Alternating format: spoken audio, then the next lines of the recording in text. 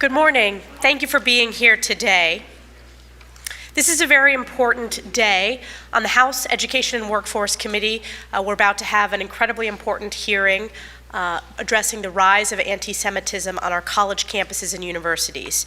Joining us today to share their personal stories, we have four incredibly brave students, Talia, Bella, Eyal, and Jonathan. Jewish students, faculty, and communities at these so-called elite institutions, including my alma mater, Harvard, Jewish students are facing sustained attacks from students and professors who are openly propagandizing terror. And why? Merely because these Jewish students exist. In response, campus leadership has cowered to the woke anti-Semitic mob. This fanaticism against Israel is rooted in ignorance and hatred. Our institutions of higher education are failing our next generation. They are failing Talia, Bella, Eyal, Jonathan, and countless other students. The attacks on October 7th shocked the conscience of the world, marking the deadliest day for the Jewish people since the Holocaust. However, these atrocities were met with callous cruelty at universities across America. At Harvard, 30 radical student organizations disgustingly blamed Israel for the barbaric attacks against innocent Israelis, only for the group's actions to be brazenly defended by Harvard President Claudine Gay as, quote, free expression. Following our remarks today, the students will join my colleagues at the Education and Workforce Committee hearing, where Harvard, MIT, and Penn's leadership will likely defend desperately their indefensible recent actions and the campus culture that has enabled anti-Semitism on their campuses. Any voice who openly defends the massacre of innocents has chosen the side of terrorism. I continue to demand that Harvard President Claudine Gay resign and that Harvard and schools like it are prohibited from collecting taxpayer dollars. In the words of a Holocaust survivor and Jewish advocate who dedicated his life to ensuring the horrors of the Holocaust are not forgotten, famously said, quote, "For evil to flourish, it only requires good men to do nothing." House Republicans refuse to do nothing. In the last few months, under this speaker's leadership, we have passed bipartisan resolutions in support of our most precious ally, Israel, holding college campuses accountable and bringing transparency to the progressive propaganda pushed on American students and paid for by our foreign adversaries. We passed an Israeli aid package, sitting with Chuck Schumer in the Senate. And this week, House Republicans will bring the Deterrent Act to the House floor, ensuring our foreign enemies cannot buy the minds of American students and protecting our national security and our college and universities research. We will continue to fight this scourge of anti-Semitism on college campuses across this country. To discuss this further, I want to turn this over to the chairwoman of the Education and Workforce Committee, who has been a leader on this issue, Chairwoman Virginia Fox. Good morning, and thank you all for being here. My Jewish friends, colleagues, and students across America, you've been waiting 59 days for this moment of justice. In just a few short minutes, my committee will call on the presidents of Harvard, MIT, and UPenn to testify publicly about the vile demonstrations of anti-Semitism engulfing their campuses. I'm grateful for the Jewish students attending the hearing today. They've grown up in a world where stories of anti-Semitism weren't typical front-page news. All that changed on October 7th. Now anti-Semitism is spreading like wildfire. Supporters of Hamas and Palestine are painting swastikas on campus halls and throwing rocks at Hillel buildings. Universities, quick to facilitate the spread of anti-Semitism, are now slow to condemn it. The best time for college presidents to have stood up for their Jewish students was October 7th. That did not happen. The second best time is today. I look forward to their testimonies. And we're leaving now to go to the hearing because we're going to begin it on time. Thank you very much. And first, before we head out, I want to introduce Talia Khan from MIT to share her story. Talia.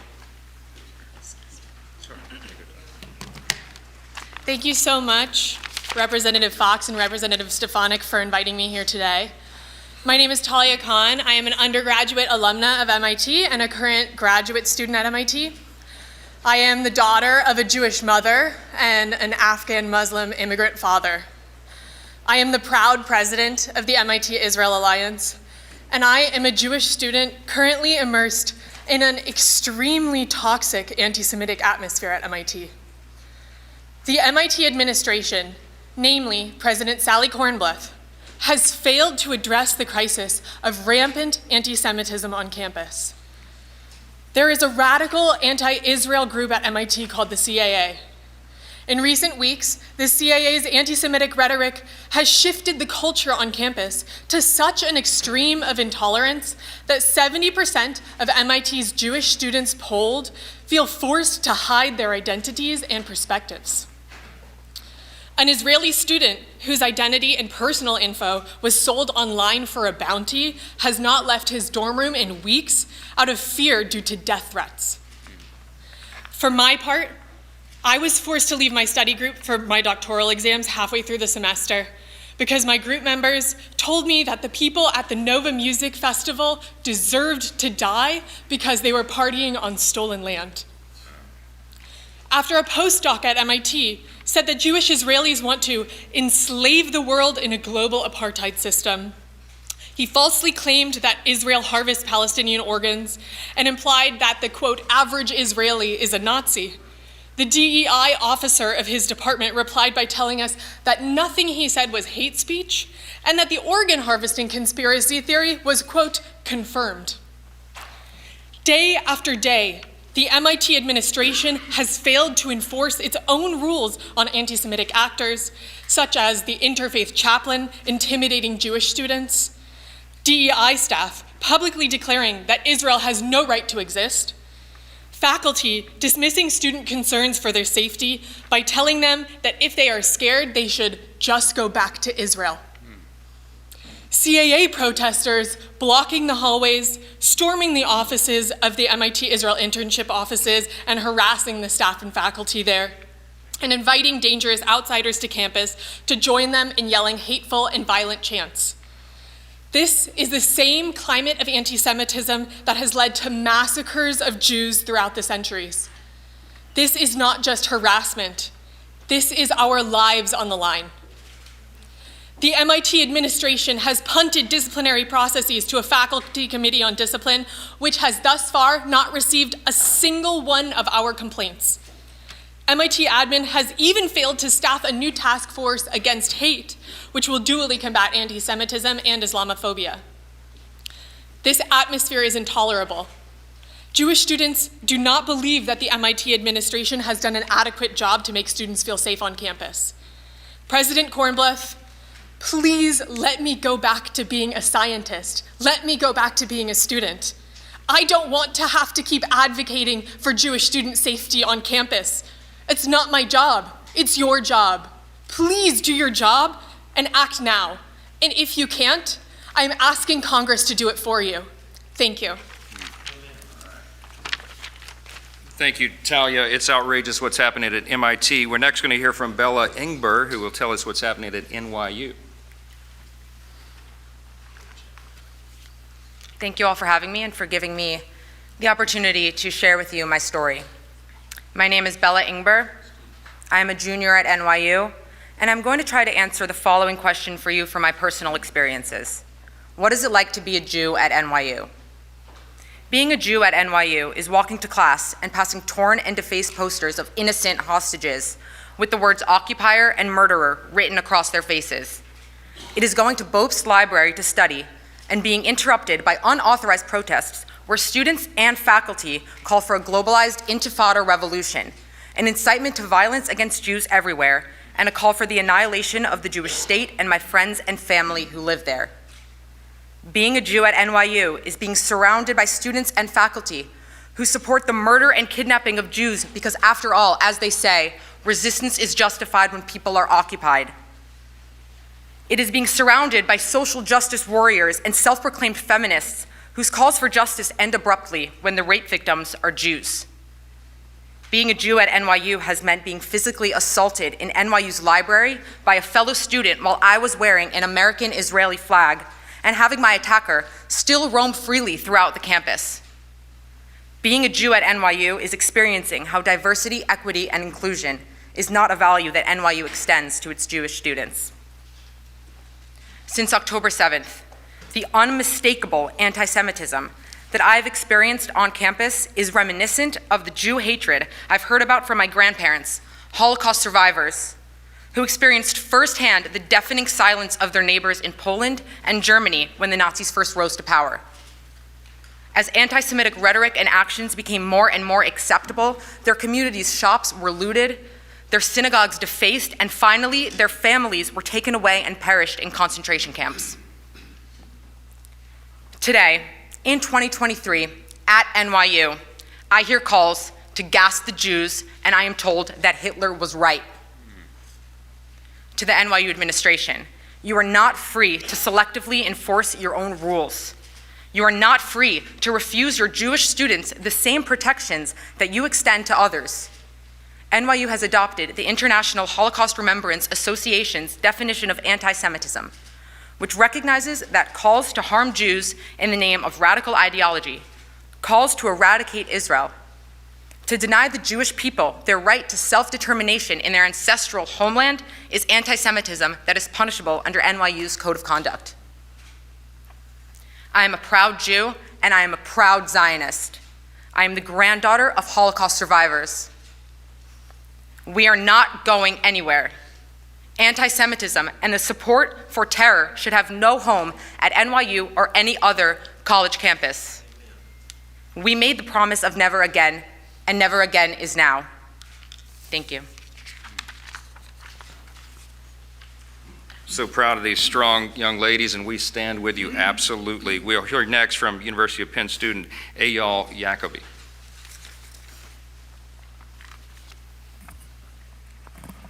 Well, I am both honored and thankful to be here.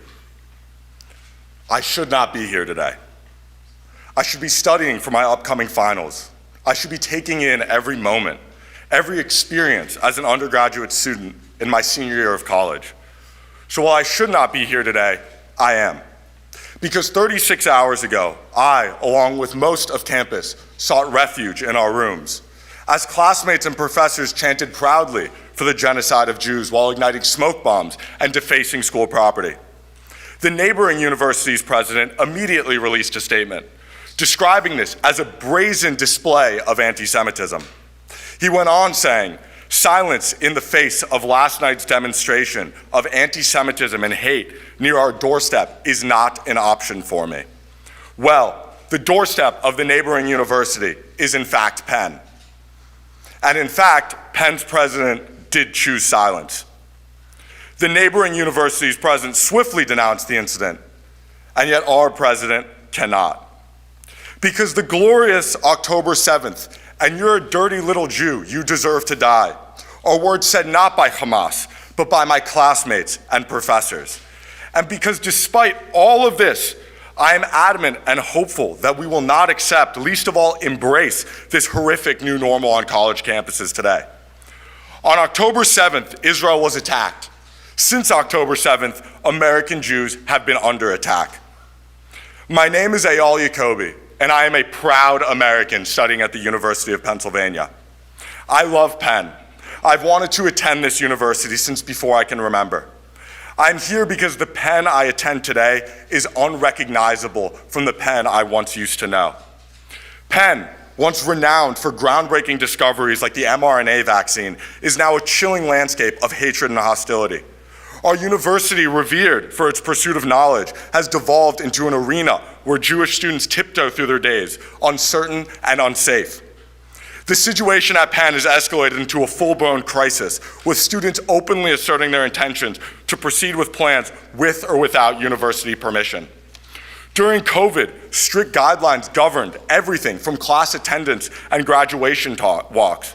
Yet now, when students and faculty defy policies to intimidate Jewish students, where is the same resolute enforcement? For the past 3 weeks inside Houston Hall, our student center, an anti-Semitic headquarters has been erected with signs spreading Hamas propaganda. The organizers, both Penn-affiliated and not, were initially asked to leave as they are trespassing on campus property. Well, 3 weeks later, they are still sleeping there, and countless Jewish students have been harassed, yet the anti-Semitic dormitory remains. Clearly, both a disregard for school policies and permission to disregard them by a university unwilling to do anything.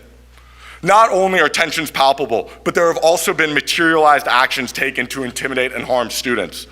A bomb threat against Hillel, a swastika spray painted, the Hillel and Chabad houses vandalized, a professor posting the armed wing of Hamas's logo on Facebook, a Jewish student accosted, "Jews are Nazis," etched adjacent to Penn's Jewish fraternity house. Why doesn't the university hold the perpetrators of such acts accountable? Is the university fearful that they may offend those who wish to intimidate and harass their fellow students? Penn's ambivalence fuels a crisis that has shattered my academic sanctuary. Policies meant to safeguard us have become hollow promises. And let us be clear, if they fail Jewish students today, tomorrow they will fail the rest of us. Nonetheless, I refuse to go back to 1939 when Jews had to hide their religious symbols and hide who they are due to the intimidation and harassment of us. I used to think this was nonsense, fear-mongering, until I was made aware that Penn recommended to students, quote, not wear clothing/accessories related to Judaism. Hundreds of posters mocking the hostages featuring cows instead of humans adorned Penn's campus 2 weeks ago. While on my way to class, I was greeted with chalk reading 90% of pigs are gas chambered. As a student, despite what my university says, I do not feel safe. Let me be clear, I do not feel safe. Luckily, there are policies in place to protect students from the heinous acts I described. Unluckily, the university seems to have no interest in upholding those very policies. It's time for the soul of our university to reclaim its integrity. And it's time for me and my fellow classmates to stop worrying for our lives. Thank you. We'll hear from one more student. They're so well-spoken, and it sends a shudder down your spine to hear this is happening in America. It's absolutely outrageous. Jonathan Frieden from Harvard Law will speak next. Jonathan. Thank you for having me here. My name is Jonathan Frieden, and I'm currently a student at Harvard Law School.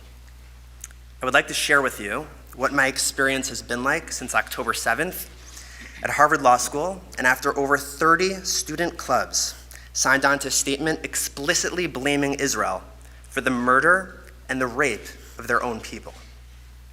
Multiple times a week, on my way to class, I walk by mobs of people chanting "From the river to the sea," which is a call for the destruction of the state of Israel.